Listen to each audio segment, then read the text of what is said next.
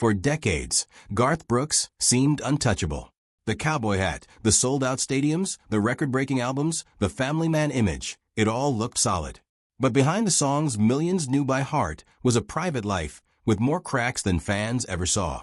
There was an early marriage, 3 daughters, a divorce, a second chance with Trisha Yearwood, and years of carefully guarded calm. Then everything shifted. A former worker stepped forward with claims dark enough to challenge the man the public thought it knew. Garth denied them. The legal fight only grew uglier. Now, questions hang over his marriage, reputation, career, and legacy. So, what really happened behind that famous smile? Long before the lawsuits and stadiums, Garth Brooks was the youngest child in a crowded Oklahoma home. Troy Garth Brooks was born on February 7, 1962, in Tulsa. His father worked as a draftsman for an oil company. His mother, Colleen McElroy Carroll, was a country singer who recorded for Capitol Records and appeared on Ozark Jubilee. Both parents had been married before, so Garth grew up with 4 older half-siblings along with his sister Kelly. At the family home in Yukon, music was part of the week. The family held talent nights, and every child had to take part. Garth learned guitar and banjo, but music was not yet his whole identity. In high school, he played football and baseball and competed in track and field. That path took him to Oklahoma State University on a track scholarship, where he threw the javelin. At night, he worked as a bouncer at a local bar and formed a band called Santa Fe. Through his older siblings, he heard many kinds of music. He liked George Jones, but was drawn to rock and singer-songwriters, such as James Taylor and Dan Fogelberg. Then George Strait changed the direction. After hearing Strait's 1981 debut single Unwound, Garth became more serious about country music. He graduated in 1984 with a degree in advertising. In 1985, Garth began trying to make music his profession. He sang and played guitar in Oklahoma clubs and bars. That year, entertainment attorney Rod Phelps drove from Dallas to hear him. Phelps liked what he heard and offered to produce Garth's first demo, pushing him toward Nashville. Garth went, but the city did not instantly feel like destiny. He returned to Oklahoma within 24 hours. Phelps kept urging him not to give up. Eventually, Garth listened. His private life was moving too. On May 24, 1986, he married songwriter Sandy Mao. She knew him before the giant crowds and before his name became a brand. In 1987, the couple moved to Nashville. That same year, during a demo session in songwriter Kent Blasey's attic studio, Garth met Trisha Yearwood. Both were unsigned and fighting for a place in Nashville. Yearwood later remembered, "We hit it off." He promised that if he got a record deal, she could open his shows. Years later, he said it felt like meeting his wife, even though he had been married to Sandy for only 13 months. Still, his marriage to Sandy continued while his friendship with Trisha grew through music. For the next 13 years, they remained best friends and collaborators. Garth Brooks released his first album in 1989, and suddenly the industry could no longer ignore him. The record climbed to number 2 on the country chart. If Tomorrow Never Comes gave him his first number 1. Then The Dance went to number 1, and the video pushed him toward a broader audience. 1990 made the rise enormous. No Fences spent 23 weeks at number 1 on the country album chart. Friends in Low Places became his signature blue-collar anthem. The Thunder Rolls and Unanswered Prayers reached number 1. He carried rock energy into country concerts. A wireless headset microphone let him run across the stage. By late 1990, he had been inducted into the Grand Ole Opry. Then Rope in the Wind arrived in September 1991 with 4 million advance orders. It entered the Billboard 200 at number 1, the first country album to do that. Fame was no longer coming. It had arrived. The early 90s stretched Garth's reach. After the 1992 Los Angeles riots, he co-wrote We Shall Be Free, a gospel country rock blend about tolerance. The lyric about being free to love anyone we choose was read as support of same-sex relationships. His half-sister Betsy, a lesbian musician who had played in his band, gave that issue a personal connection. His first world tour began in 1993. He sold out British venues, including Wembley Arena. Trisha Yearwood kept appearing beside him, growing closer through music. But as Garth climbed even higher, another part of his life was starting to feel the pressure. By the middle of the decade, Garth was operating at a scale few country singers had touched. Fresh Horses arrived in November 1995 and sold more than 3 million copies in 6 months. Then came another world tour with attendance reaching about 5.5 million. In 1997, Sevens debuted at number 1. His Central Park concert drew an estimated 980,000 people. One track carried personal weight. In Another's Eyes, his duet with Trisha Yearwood reached number 2 on the country chart. In February 1998, the pair won a Grammy for Best Country Collaboration. Double Live followed and became the best-selling live album of all time. Yet at home, Garth's life had another rhythm. By 1998, he and Sandy were raising 3 daughters. Taylor, born in 1992, August in 1994, and Allie in 1996. The success brought a painful conflict.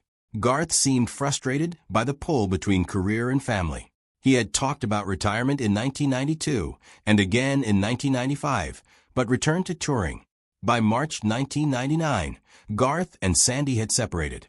In 1999, Garth tried to become someone else in public. He created Chris Gaines, a fictional rock musician, for a planned film. The soundtrack arrived in September.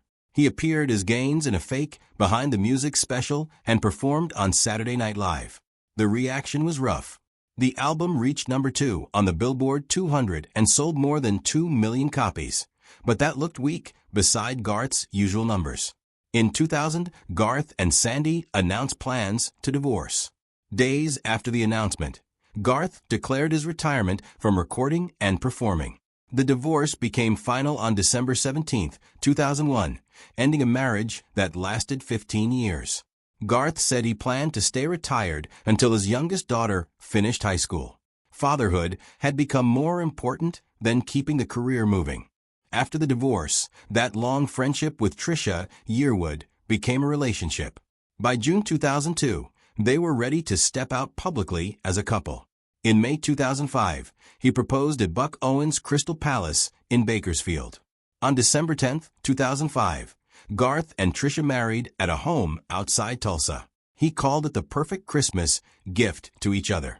Marriage also brought Trisha into his daughters' lives. She admitted she had been really scared at first, but embraced the bonus mom role, saying she fell in love with them.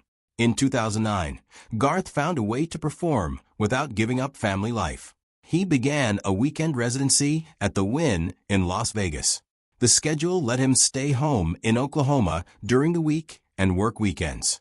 Trisha joined him at times, and the residency ran for 187 shows between 2009 and 2014. In 2014, he announced a world tour with Trisha. It ran for 3 years, 79 cities, and 390 shows. Garth called himself the luckiest, most blessed guy on the planet. During the COVID-19 pandemic, their Facebook Live concert drew an estimated 5.2 million streams and crashed the site several times. They donated $1 million to relief efforts. Garth released Fun in 2020, sang Amazing Grace at Joe Biden's 2021 inauguration, and received a Kennedy Center honor. In August 2024, he proudly watched Trisha receive the ACM Honors Icon Award. Then, within weeks, the public story changed completely. On October 3, 2024, a woman using the name Jane Roe filed a lawsuit in California against Garth Brooks. She described herself as a hair and makeup stylist who had worked with Trisha Yearwood since 1999 and began working regularly for Garth in 2017. The deeply serious claims ran directly against the positive image Garth had built over decades. Roe alleged that the abuse began in 2019.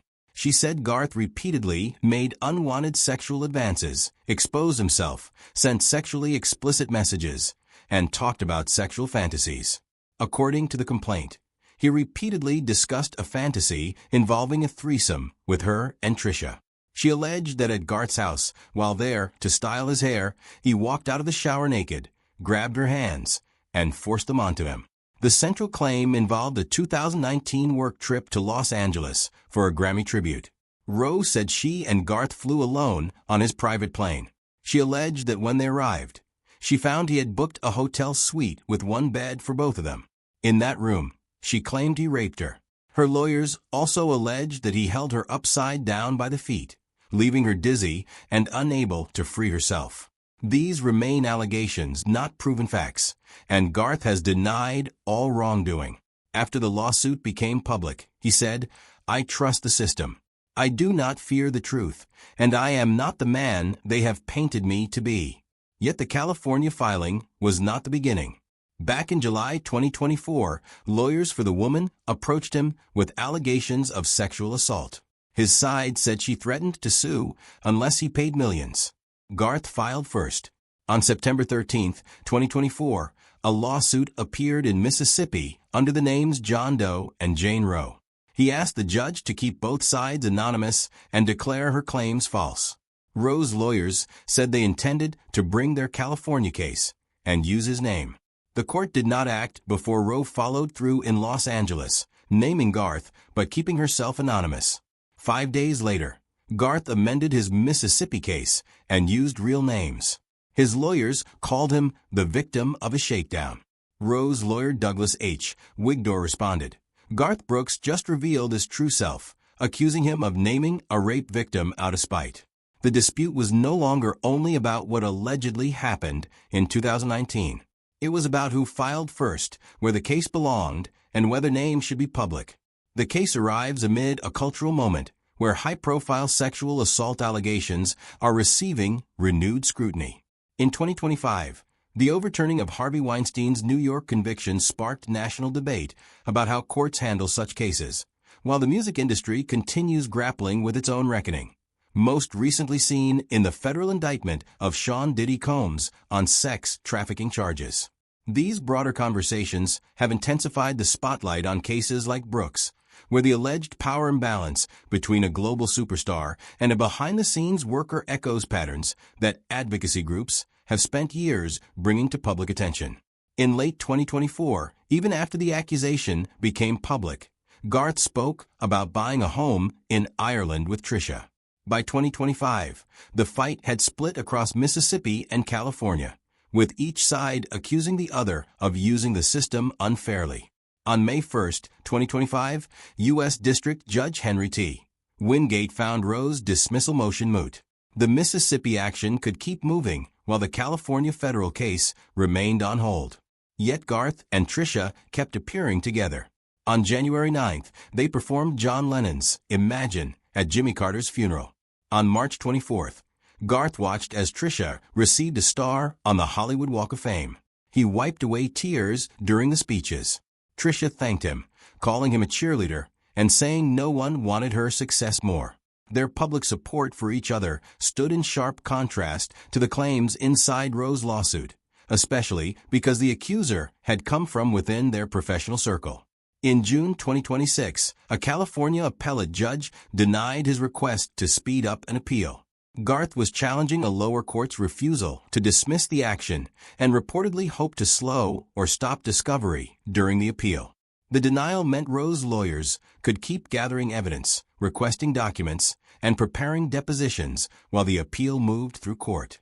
Reports said the civil fight could continue for months or years. Garth, now 64, continued to deny the allegations. An unnamed insider called it the most stressful situation of his life and described the case as a perennial dark cloud over him and Trisha.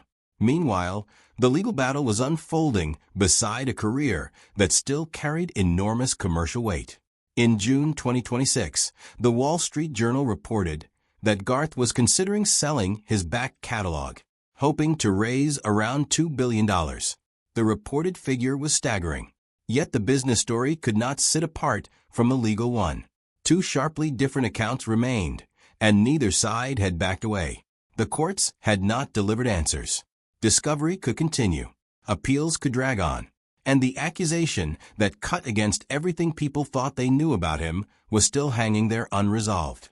Do you think allegations this serious can permanently change a star's legacy even before a court reaches a final answer? Share your thoughts in the comments below. Don't forget to hit like, subscribe, and And stay tuned for more incredible stories. See you next time.